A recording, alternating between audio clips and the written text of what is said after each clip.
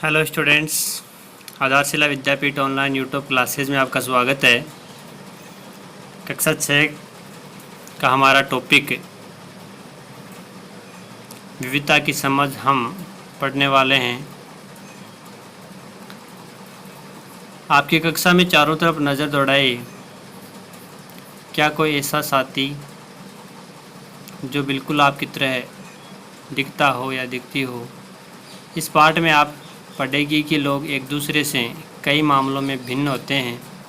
वे न केवल अलग दिखते हैं बल्कि वे अलग अलग क्षेत्रों से भी आते हैं। उनके धर्म, रहन सहन, खान पान, भाषा, त्यौहार आदि भी भिन्न होते हैं। ये भिन्नताएं हमारे जीवन को कई तरह से रोचक एवं समृद्ध बनाती है। इन भिन्नताओं के कारण ही भारत में विविधता है। विविधता या अनेकता हमारे जीवन को किस तरह बेहतर बनाती है? भारत इतनी विविधता वाला देश कैसे बना? क्या सभी तरह की विविधता का ही भाग होती है? चलिए कुछ उत्तर पाने के लिए हम इस पाठ को पढ़ते हैं। आपके सामने 3 चित्र आपके सामने दिए गए हैं। ये आप ही की उम्र के लगभग बच्चों ने बनाए हैं। यहाँ पे जो खाली बॉक्स दिया गया है उस बॉक्स में आपको अपनी तरफ से कोई चित्र बनाना है। तो हो सकता है क्या सारे डायग्राम आपको एक जैसे दिख रहे हैं? सारे चित्र आपको एक जैसे थोड़ी दिख रहे हैं, अलग अलग है ना। तो हो सकता है आपके द्वारा बनाया गया चित्र भी इनसे अलग हो या इनके जैसा हो। ऐसा इसलिए कि हम सब का चित्रकारी करने का अलग अलग एक तरीका होता है। जिस तरह हमारी चित्रकारी में भिन्नता है उसी तरह हमारे रंग रूप, खान पान आदि में भी भिन्नता है।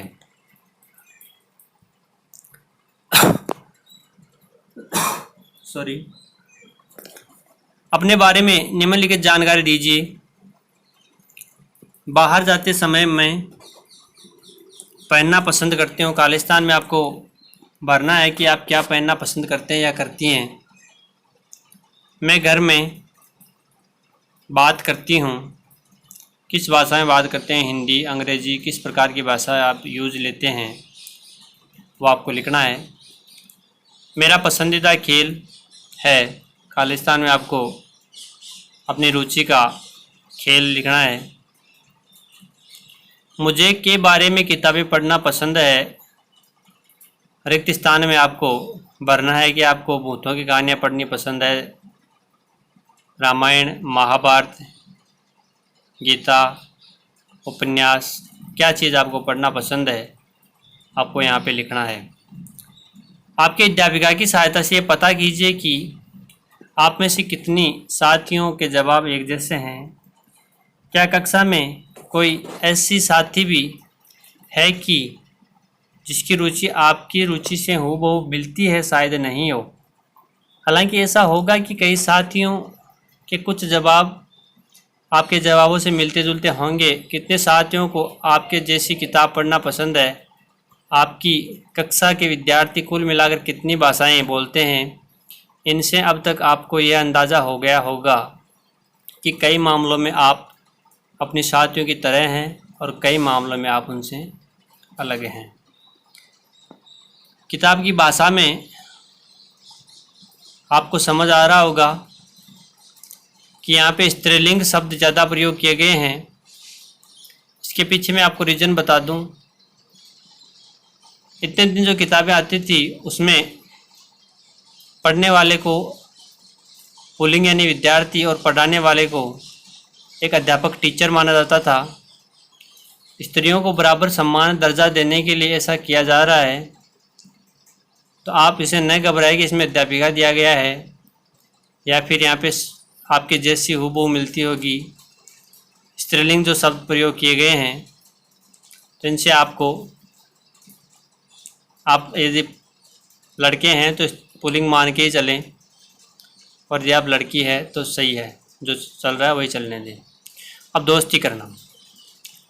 क्या ऐसे इंसान से दोस्ती करना आपके लिए आसान होगा जो आपसे बहुत भिन्न है? नीचे दी गई कहानी पढ़ें और इस बारे में सोचें। मैंने इसे एक मजाक की तरह लिया। मजाक जो कि फटे पुराने कपड़े पहने उस छोटे से लड़के के लिए था जो जनपद के भीड़ भाड़ वाले चौराहे की लाल बत्ती पर अखबार बेचता था। मैं जब भी वहाँ से साइकिल से गुजरता वह अंग्रेजी का अखबार हाथ में लहराते हुए मेरे पीछे भागता और उस दिन की सुर्खियों को हिंदी अंग्रेजी के मिलते जुलते शब्दों में चिल्लाकर सुनाता था। इस बार मैं पटरी के सहारे रुका और मैंने उससे हिंदी का अखबार मांगा। उसका मुंह खुला का खुला रह गया। उसने पूछा, मतलब आपको हिंदी आती है? बिल्कुल, मैंने अखबार के पैसे देते हुए कहा। क्यों, तुमने क्या सोचा? वह रुका। पर आप लगते तो बड़े अंग्रेज हैं। वह बोला मतलब कि आप हिंदी पढ़ भी सकते हैं। यहाँ पे देखो, आपका चित्र दिखाई दे रहा है जिसमें एक लड़का अखबार बेच रहा है छोटी सी उम्र में साइकिल वाले को। हाँ, बिल्कुल पढ़ सकता हूँ। इस बार मैं थोड़ा अधीर होते हुए बोला। मैं हिंदी बोल सकता हूँ, पढ़ सकता हूँ और लिख भी सकता हूँ। मैंने स्कूल में दूसरे सब्जेक्ट यानी विषय के साथ हिंदी पढ़ी है। सब्जेक्ट? उसने पूछा। अब जो कभी स्कूल नहीं गया उसको मैं क्या समझाता कि सब्जेक्ट क्या होता है। वह कुछ होता है। मैंने शुरू किया ही था कि बत्ती हरी हो गई और मेरे पीछे गाड़ियों के हॉर्न का शोर 100 गुना बढ़ गया। मैंने भी अपने आप को ट्रैफिक के साथ आगे बढ़ने दिया। अगले दिन वह फिर से वहाँ पर था। वह मुस्कुरा रहा था और मेरी तरफ हिंदी का अखबार बढ़ाते हुए उसने कहा, भैया आपका अखबार। अब बताइए कि सब्जेक्ट क्या चीज़ है। हिंदी का यह शब्द उसकी जुबान पर अजीब लग रहा था। ऐसा लगा मानो अंग्रेजी में सब्जेक्ट शब्द का जो दूसरा अर्थ है प्रजा, उस अर्थ में वह उसका प्रयोग कर रहा है। ओह, यह कुछ पढ़ाई लिखाई से संबंधित है, मैंने कहा। उसके बाद चूंकि बत्ती लाल हो गई थी, सो मैंने पूछा, तुम कभी स्कूल गए हो? कभी नहीं, उसने जवाब दिया। फिर बात बढ़ाते हुए उसने गर्व से कहा, मैं जब इतना ऊंचा था तभी से मैंने काम शुरू कर दिया। इतना ऊंचा मतलब अपनी हाइट को बता रहा है। उसने मेरी साइकिल की गद्दी के बराबर अपने आप को नापा। पहले मेरी माँ मेरे साथ आती थी, लेकिन अब मैं अकेला ही कर लेता हूँ। अभी तुम्हारी माँ कहाँ है? मैंने पूछा। पर तब तक बत्ती हरी हो गई और मैं चल पड़ा। मैंने उसे अपने पीछे कहीं से चिल्लाते हुए सुना। वह मेरठ में है और उसके साथ बाकी ट्रैफिक के शोरगुल में डूब गया। मेरा नाम समीर है, उसने अगले दिन कहा और बड़े शर्माते हुए मेरा नाम पूछा। आपका नाम? यह तो बड़े आश्चर्य की बात है। बात थी मेरी साइकिल डगमगाई। मेरा नाम भी समीर है, मैंने बताया। क्या उसकी आंखें एकदम से चमक उठी? हाँ, मैंने मुस्कुराते हुए कहा। तुम्हें पता है समीर का अर्थ? हवा या पवन। और पवन पुत्र कौन है जानते हो ना? हनुमान। तो अब से आप समीर 1 और मैं समीर 2, उसने खूब खुश होते हुए कहा। हाँ ठीक है, मैंने जवाब दिया और अपना हाथ आगे बढ़ाया। हाथ मिलाओ समीर 2। उसका छोटा सा हाथ मेरे हाथ में एक नन्ही चिड़िया की तरह समा गया। मैं साइकिल चलाकर आगे बढ़ चुका था और उसके हाथ की गर्माहट अब तक महसूस कर रहा था। अगले दिन उसके चेहरे पर उसकी चित परिचित मुस्कान नहीं थी। मेरठ में बड़ी गड़बड़ हो गई है, उसने कहा। वहाँ दंगों में बहुत लोग मारे गए हैं। मैंने मुख्य अखबार की सुर्खियों की तरफ देखा। बड़े बड़े अक्षरों में लिखा था सांप्रदायिक दंगे। लेकिन समीर, मैंने शुरू किया ही था। मैं मुस्लिम समीर हूँ, वह बोल पड़ा। और मेरे सभी लोग मेरठ में हैं। उसकी आंखें भर आई जब मैंने उसके कंधे पर हाथ रखा, उसने नज़र ऊपर नहीं उठाई। यहाँ पे आपके लिए टास्क दिया गया है, कार्य दिया गया है। समीर 1 और समीर 2 दोनों में 3-3 अंतर आपको लिखने हैं। क्या ये अंतर उन्हें दोस्त बनने से रोक पाए? इसका जवाब भी आपको देना है। अगले दिन वह चौराहे पर नहीं था, न उसके अगले दिन वह दिखा और न आगे फिर कभी। अंग्रेजी या हिंदी का कोई अखबार मुझे नहीं बता सकता कि मेरा समीर 2 आखिर कहाँ गया। बड़ी इंटरेस्टिंग कहानी, दिल को झकझोर देने वाली। और यह कहानी पोयली सेनगुप्ता की कहानी द लाइट्स चेंज्ड पर आधारित है। यह समीर, जहाँ समीर 1 को अंग्रेजी ज़्यादा अच्छी आती है, वहीं समीर 2 हिंदी बोलता है। हालांकि दोनों की भाषाएं अलग अलग है, फिर भी दोनों एक दूसरे से बात कर पाए। उन्होंने इनके लिए प्रयास किया क्योंकि उनके लिए बात करना महत्वपूर्ण था। समीर 1 और समीर 2 की धार्मिक व सांस्कृतिक पृष्ठभूमियाँ भी अलग अलग हैं। जहाँ समीर 1 हिंदू है, वहीं समीर 2 मुसलमान है। दोनों में दोस्ती, क्योंकि दोनों दोस्ती करना चाहते थे। खान पान, पहनावा, धर्म, भाषा आदि ये भिन्नताएं विविधता के पहलू हैं। नीचे आपके लिए जो टास्क दिया गया है उसको देखते हैं। पहले उन त्योहारों की सूची बनाइए जो हो सकता है कि समीर 1 और समीर 2 मनाते हो। समीर 1 जो कि हिंदू परिवार से संबंध रखता है। हिंदू त्यौहार आपको पता ही हैं, होली, दिवाली, रक्षाबंधन वगैरह वगैरह कई त्यौहार आपको लिखने हैं।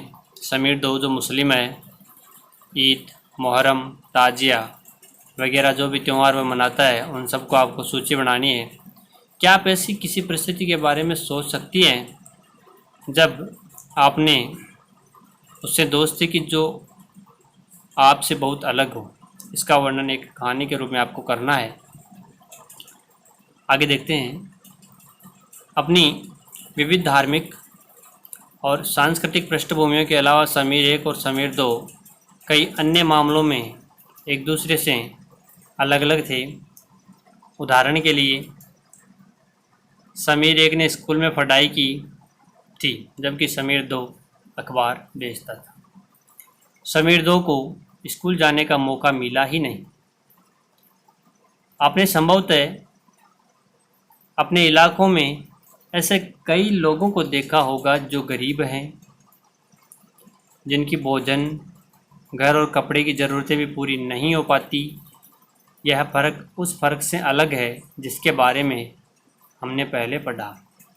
यह विविधता का रूप नहीं है, बल्कि गैर बराबरी का रूप है। गैर बराबरी का मतलब है कि कुछ लोगों के पास न अवसर है, न ही ज़मीन है या पैसे जैसे संसाधन जो दूसरों के पास हैं। इसलिए गरीबी और अमीरी विविधता का रूप नहीं, यह लोगों के बीच मौजूद असमानता यानी गैर बराबरी है। जाति व्यवस्था असमानता का एक और उदाहरण है। इस व्यवस्था में समाज को अलग अलग समूहों में बांटा गया। इस बंटवारे का आधार था कि लोग किस किस तरह का काम करते हैं। लोग जिस जाति में पैदा होते थे उसे बदल नहीं सकते थे। नीचे दो आपके लिए जो दोबारा से वर्क दिया गया है। समीर 2 स्कूल क्यों नहीं जाता था? आपकी राय में अगर वह स्कूल जाना चाहता तो क्या जा पाता? क्या यह सही है कि कुछ बच्चे स्कूल जा पाते हैं और कुछ जा नहीं पाते हैं? इस पर चर्चा करें। तो आपको अपने विचार इस पर रखने हैं, जैसे कि समीर 2 यदि घर वाले चाहते तो हाँ वह स्कूल जा पाता। यदि वह स्कूल जाना चाहता है। हम कई बच्चे ऐसे देखते हैं जो चाय की होटलों पे काम करते हैं, रोटी बनाने वाले ढाबों पर काम करते हैं। उनके पास आर्थिक संसाधन बहुत कम होते हैं। छोटी सी उम्र में या तो वे अनाथ होते हैं या किसी परिस्थितिवश वो ऐसा करते हैं। तो इस पर आपको चर्चा करनी है।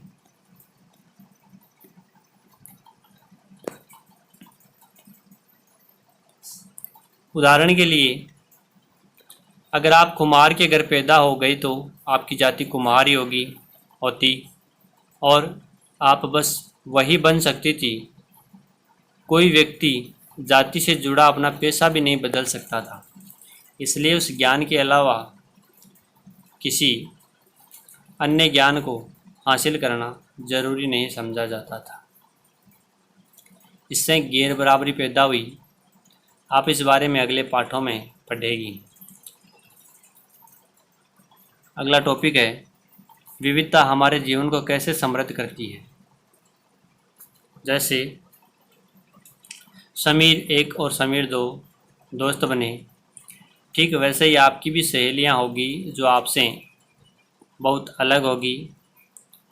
आपने शायद उनके घर में अलग अलग तरह का खाना खाया होगा, उनके साथ अलग त्यौहार मनाए होंगे, उनके कपड़े पहनकर देखे होंगे और थोड़ी बहुत उनकी भाषा भी सीखी होगी। आपको सूची बनानी है कि भारत के अलग अलग प्रांतों में कौन कौन से व्यंजन खाए जाते हैं। जैसे गुजरात में खमण ढोकला, पंजाब में सरसों की सब्ज़ी, केरल में मछली और चावल जैसे प्रसिद्ध हैं। उसी प्रकार से विभिन्न प्रांतों में कौन कौन से व्यंजन प्रसिद्ध हैं आपको नेट पर सर्च करके एक सूची बनानी होगी। फिर आपकी भाषा के अलावा उन भाषाओं की सूची बनाइए जिनके आप कुछ शब्द भी जानते हैं। अंग्रेजी के कुछ शब्द आप जानते होंगे। गुजराती के जैसे आपने सुना होगा केम छो, पंजाबी में ससरिया काल।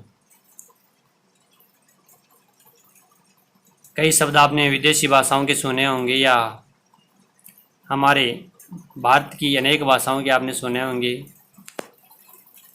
आपको शायद तरह तरह के जानवरों, रानियों, साहसिक घटनाओं या भूतों की कहानियाँ पसंद होगी। संभव है कि आपको खुद कहानी बनाना भी पसंद है। चित्र आपके सामने है। एक अच्छी कहानी पढ़ने से हमेशा खुशी मिलती है। उसको पढ़कर या ज़्यादा कहानियाँ बनाने के लिए नए नए विचार मिलते हैं। जो लोग कहानियाँ लिखते हैं वे विभिन्न स्रोतों, किताबों, वास्तविक जीवन और कल्पना से प्रेरणा करते हैं। कुछ लोग जंगल में जानवरों के नज़दीक रहे और उन्होंने जानवरों की दोस्ती और लड़ाइयों के बारे में कहानियाँ लिखी। कुछ अन्य लोगों ने राजा रानियों के वृत्तांत पढ़कर प्यार और सम्मान के किस्से लिखे। कुछ ने अपने बचपन की यादों में गोते लगाए। स्कूल और दोस्तों की मधुर यादों से निकलकर कुछ साहस की कहानियाँ लिखी। कल्पना कीजिए जो आपको हल्का ग्रीन रंग दिख रहा है। मान लीजिए कि आप एक चित्रकार या कहानीकार हैं जो इस जगह पर रहती हैं। ऐसी जगह है कि जीवन पर एक कहानी लिखिए या चित्र बनाइए। क्या आप सोचती हैं कि आपको ऐसी जगह में रहने में मज़ा आएगा? उन 5 चीज़ों की सूची बनाइए जिनकी कमी ऐसी जगह में सबसे ज़्यादा होगी। कल्पना कीजिए कि जिसकी कहानी आपने सुनी या पढ़ी है, उन सभी कहानीकारों या कहानी सुनाने वालों को ऐसी जगह पर रहना पड़े जहां लोग केवल दो ही रंग के कपड़े पहनते हो, लाल एवं सफ़ेद। एक तरह का खाना खाते हो, शायद आलू। समान रूप से केवल दो पशु पक्षी कोई पालते हो, उदाहरण के लिए हिरण और कौवा।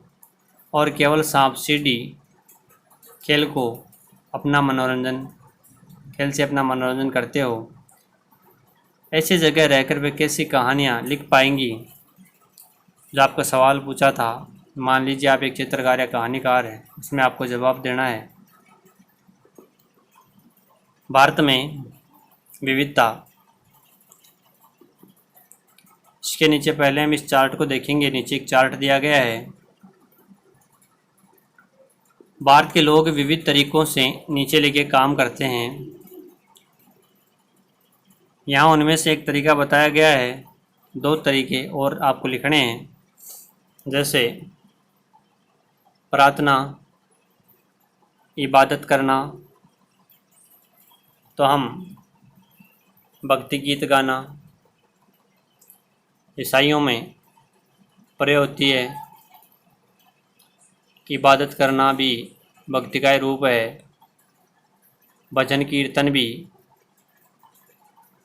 प्रार्थना या भक्ति का रूप है। दूसरा जो तरीका है विविधता जिसमें है, शादी करना। हिंदू रीति रिवाज में फेरे होते हैं शादी के लिए। कई लड़के और लड़की स्वयं कोर्ट में जाकर अदालत में रजिस्टर में दस्तखत कराते हैं। कई चर्च में जाते हैं, वहाँ पे शादी करते हैं। मंदिरों में जाकर भी शादी की जाती है पुजारी के सामने। मुस्लिम जो धर्म है उसमें मस्जिद के इमाम के सामने जाकर 3 बार कबूल है कबूल है कबूल है बोलकर शादी की जाती है। फिर विभिन्न प्रकार के कपड़े पहनना, जैसे हमारे राजस्थान में लहंगा चुन्नी, घाघरा लुगड़ी। पंजाब हरियाणा में वहाँ पे सूट पहने जाते हैं। मणिपुर में औरतों का फनेक पहनना विविधता का ही प्रकार है। फिर अगला है अभिवादन करना।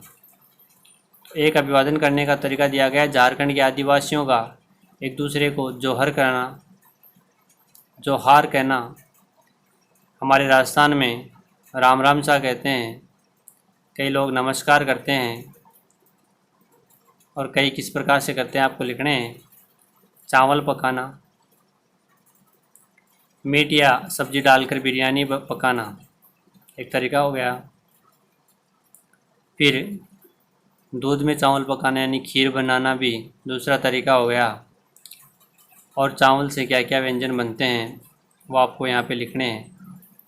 भारत में विविधता। भारत विविधताओं का देश है। हम विभिन्न भाषाएं बोलते हैं, विभिन्न प्रकार का खाना खाते हैं, अलग अलग त्यौहार मनाते हैं और भिन्न भिन्न धर्मों का पालन करते हैं। लेकिन गहराई से सोचें तो वास्तव में हम एक ही तरह की चीज़ें करते हैं, केवल हमारे करने के तरीके अलग अलग हैं।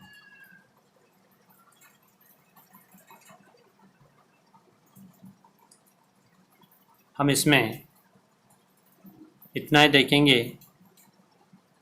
विविधता को अगले पार्ट में समझा जाएगा। ऑनलाइन यूट्यूब क्लासेज में अपने सभी साथियों को जोड़ें। आधारशिला विद्यापीठ कड़ी मेहनत से ये कार्य कर रही है। अपने साथियों को बताएं किस प्रकार से एक ऐप पर क्लासें डाली जा रही है। और ज़्यादा जानकारी के लिए स्कूल मैनेजमेंट में आपके पास नंबर होंगे, बजरंग जी सर या मुकेश जी पारिक से आपको संपर्क करना है। अपने साथियों को भी बताएं। मैं आपके उज्जवल भविष्य की कामना करता हूँ। धन्यवाद।